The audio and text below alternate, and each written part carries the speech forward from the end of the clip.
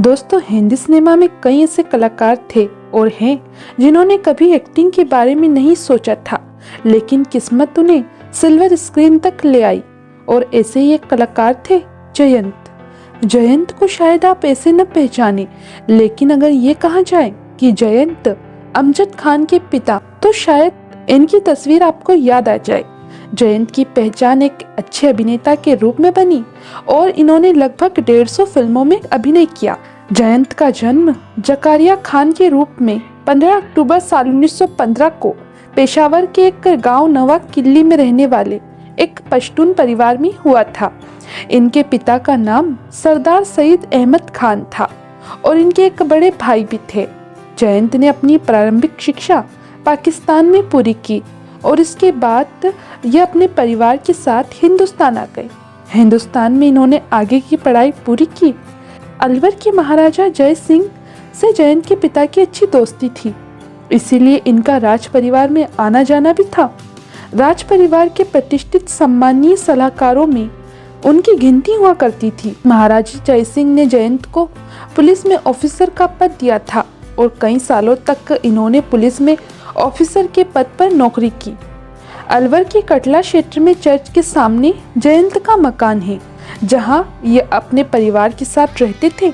हालांकि इनके जाने के बाद उस मकान को किसी अन्य बड़े परिवार को बेच दिया गया।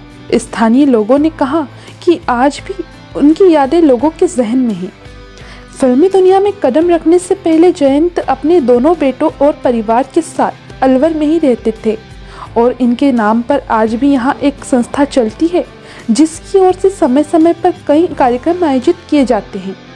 खैर, भारत आने के बाद जयंत ने अलवर स्टेट की पुलिस में नौकरी की थी और फिर इन्होंने बहुत ज़्यादा समय के लिए नौकरी नहीं की और फिर इनके मन में फिल्मों में काम करने की ख्वाहिश ने जन्म ले लिया और एक दिन ये नौकरी छोड़कर बॉम्बे पहुंच गए।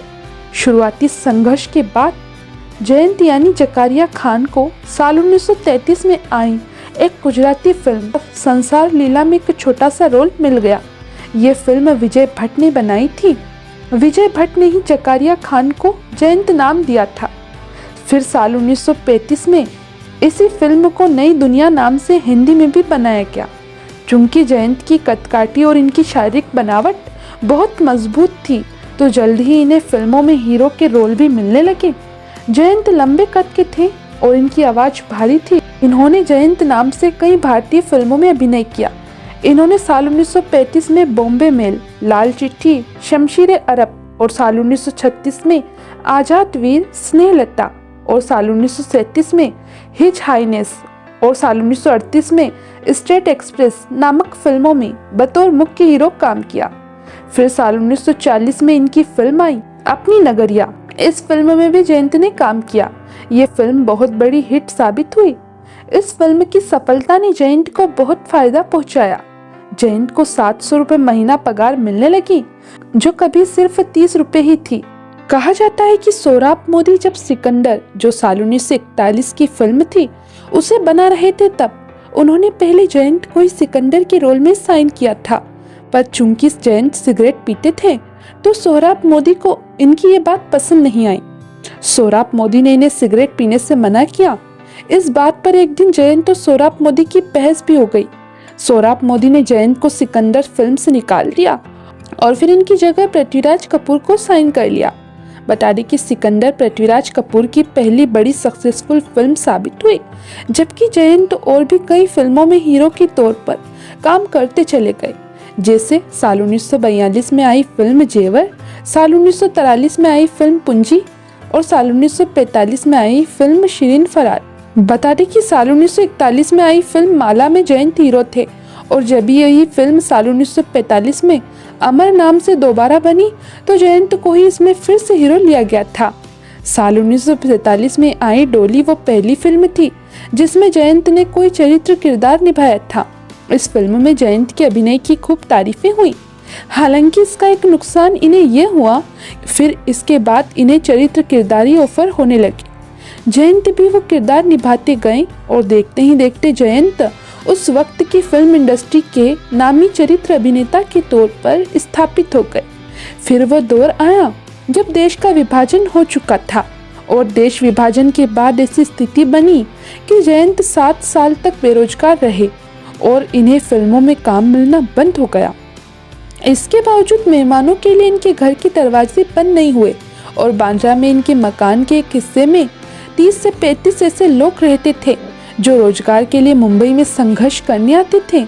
यह दौर ऐसा गुजरा जिसमें जयंत को घर के जेवरात सहित काफी सामान गिरवी रखना पड़ा था और आखिरी सामान जो गिरवी रखा वह इनका प्रिय सोने का सिगरेट केस था। एक बार इनके बेटे अमजद खान ने बताया था कि जिस मारवाड़ी सेठ के यहाँ सामान गिरवी रखा था वह रोज आकर ये देखता था कि हम घर छोड़कर कहीं भाग तो नहीं गए। खैर 7 सालों के लंबे संघर्ष के बाद जयंत ने साल 1955 में फिल्म इंसानियत में काम किया। इसके बाद साल 1958 में आई फिल्म मधुमती में ये नजर आए। साल 1961 में आई फिल्म मेम दीदी और साल 1964 में आई फिल्म हकीकत और इसके बाद साल 1968 में आई फिल्म संघर्ष। ये वो कुछ फिल्में हैं जिनमें जयंत जी के निभाए चरित्र किरदार चर्चाओं में रहे थे।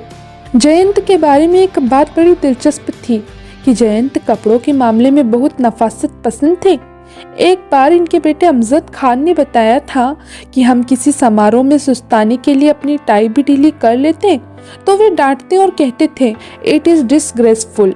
मशहूर अभिनेता दिलीप कुमार ने एक बार कहा था कि हमें इंतजार रहता था कि जयंत आज कैसे कपड़े पहनकर आएंगे।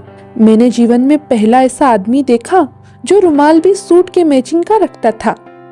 खैर बात अब अगर जयंत जी के निजी जीवन की करें तो इनकी पत्नी का नाम कुमरुन सुल्तान था जिनसे इन्हें 2 बेटे हुए थे, इम्तियाज खान और अमजद खान।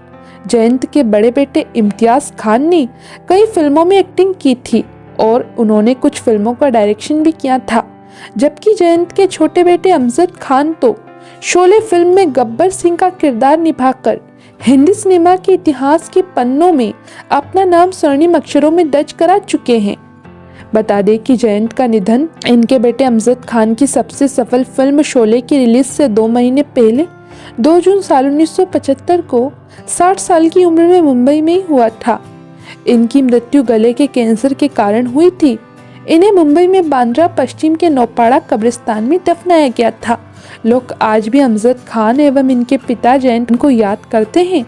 अगर जयंत कुछ महीने और जिंदा रह जाते तो शायद अपने बेटे अमजद खान की सफलता भी देख लेते। दोस्तों हम हमारे चैनल सेलेब्स रियल लाइफ द्वारा एक्टर जयंत के बॉलीवुड में दिए गए योगदान के लिए इन्हें सैल्यूट करते हैं। दोस्तों ऐसे ही अपने फेवरेट कलाकारों के बारे में जानने के लिए सब्सक्राइब कीजिए हमारे चैनल सेलेब्स रियल लाइफ को।